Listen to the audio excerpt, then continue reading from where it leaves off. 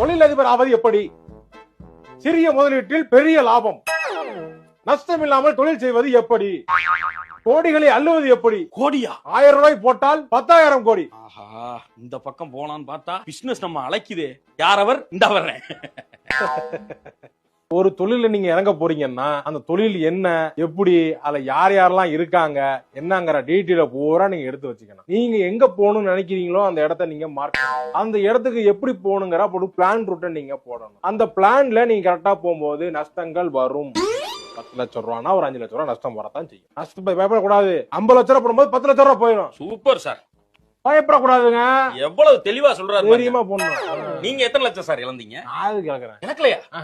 இன்னும் பிசினஸ் பண்ண மாதிரி அது நீ பேசின பேச்சுக்கு ஒரு 30 பிசினஸ் பண்ணிருக்கீங்க. இல்ல, நான் ஒரே பிசினஸ் தாங்க பண்றேன். என்னது? இந்த வீடியோ பண்றேன்ல, இது இன்ஸ்டாகிராம்ல உட்கார்ந்து வீடியோ போறது பிசினஸா? ஆமா. ஏன்டா இந்த எக்ஸ்பீரியன்ஸ வச்சுக்கிட்டு நீ ஊர்ல இருக்க